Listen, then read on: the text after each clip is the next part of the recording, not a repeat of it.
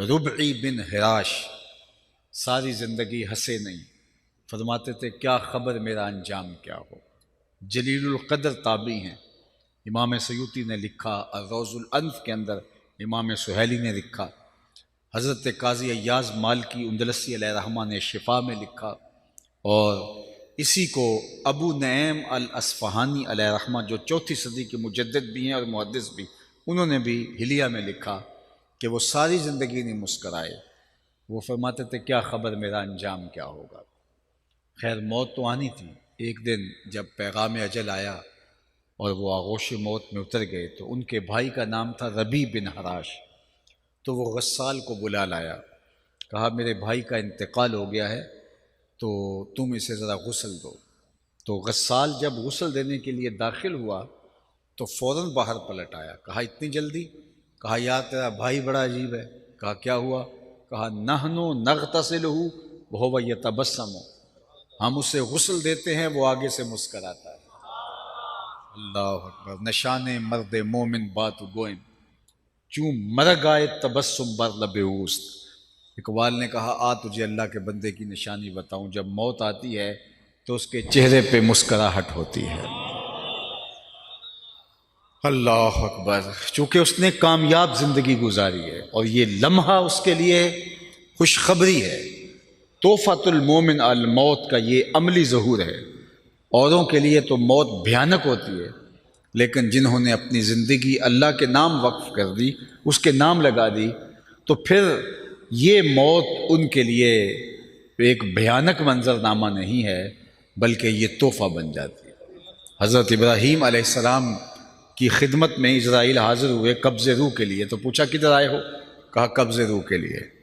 کہا عجیب بات ہے، رب مجھے اپنا خلیل بھی کہتا ہے اور تجھے قبض روح کے لیے بھیج دیا، کبھی ایسا بھی ہوا ہے کوئی یار بھی یار کی موت چاہے؟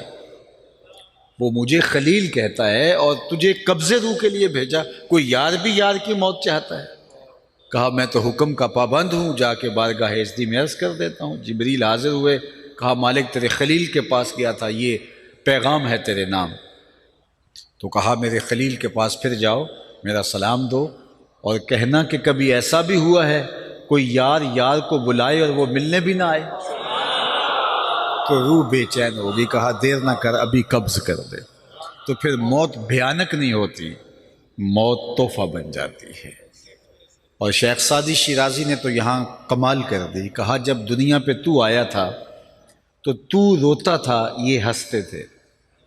زندگی ایسے گزار کہ تو ہنستا ہوا جائے، یہ روتے رہ جائے۔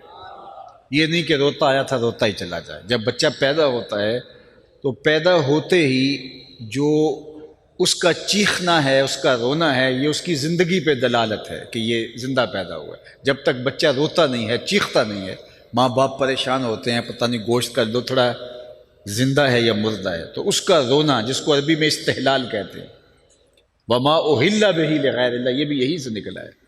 اندر ذبح جو پکار اٹھتی ہے وہ اللہ کے علاوہ کسی اور نام کی نہیں ہونی چاہیے۔ اگر کسی نے بسم شیخ عبد القادر پڑھ دیا اور جانور ذبح کر دیا، حرام ہو جائے گا۔ بسم محمد پڑھ کے ذبح کر دیا، حرام ہو جائے گا۔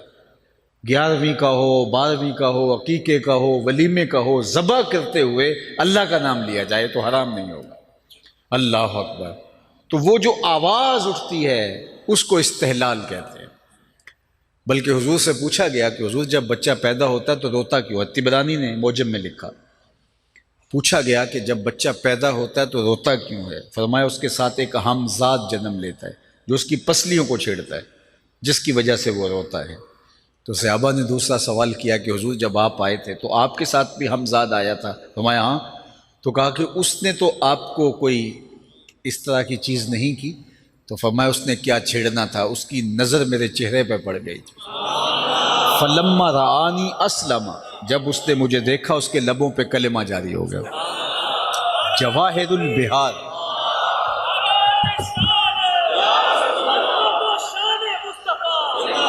جواہر البہار فی فضائل النبی المختار کے اندر امام نبہانی نے باقاعدہ باب باندھا ہے کہ حضور کا ہمزاد مسلمان ہو گیا تھا۔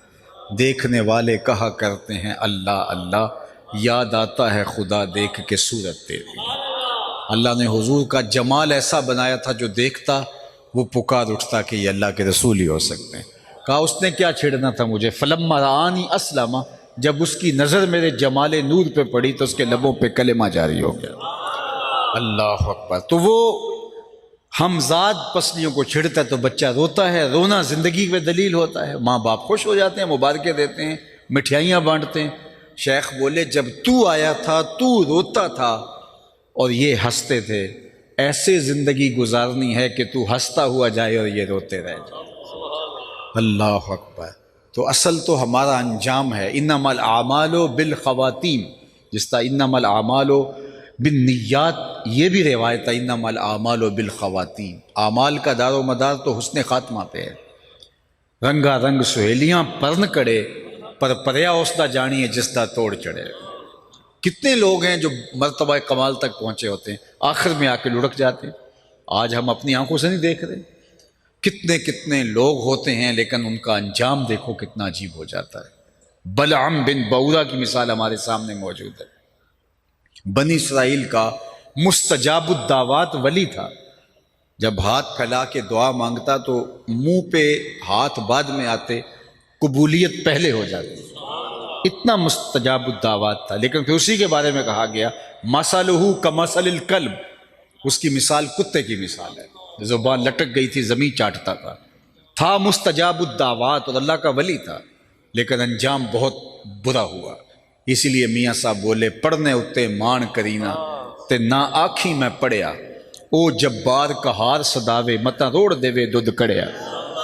جب تک یہ یقین نہیں ہو جاتا کہ میرا انجام کیا ہے، اس وقت تک دھڑکا لگا رہے۔ ابو العالیہ جلیل القدر تابعی ہیں، بخاری اٹھائیے کتاب الایمان، حضرت ابو العالیہ فرماتے ہیں کہ میں 30 اصحاب پیغمبر سے ملا، حضور کے 30 اصحاب سے میری ملاقات ہوئی ہے، 30 اصحاب سے میری ملاقات ہوئی اور میں نے ہر ایک کو فکر مند دیکھا، سب کہتے تھے انجام ٹھیک ہو جائے۔ اللہ اکبر۔ آج تو ہم سمجھتے ہیں کہ ہم بخشے ہی ہوئے ہیں، لیکن وہ جنہوں نے حضور کو دیکھا، حضور کی صحبت میں رہے، اللہ اکبر، وہ بھی ڈرتے تھے۔ جن کو حضور نے کہا بشارت دی جنت کی، وہ بھی اینٹ اٹھاتے ہیں اور پھر نیچے رکھتے ہیں، تو کہتے ہیں کاش کہ میں اینٹ ہی ہوتا۔ چڑیا کو بیٹھے دیکھتے ہیں حضرت ابوبکر رضی اللہ تعالیٰ عنہ، وہ ایک شاخ سے دوسری شاخ پہ جاتی ہے تو کہتے ہیں واہ چڑیا کہ کیا موج ہے، ایک شاخ سے دوسری شاخ پہ چلی جاتی ہے اور تیرا حساب بھی نہیں ہوگا، پھنسے تو ہم ہیں جن کا حساب ہوگا۔ ہمارے پلے کوئی عمل نہیں اور ہم سمجھتے ہیں جنت کے ٹھیکیدار ہم ہیں۔ تو کہتے ہیں 30 اصحاب سے ملا ہوں، 30، ہر ایک کو میں نے ڈاڈا فکر مند پایا ہے اپنے انجام کے حوالے سے۔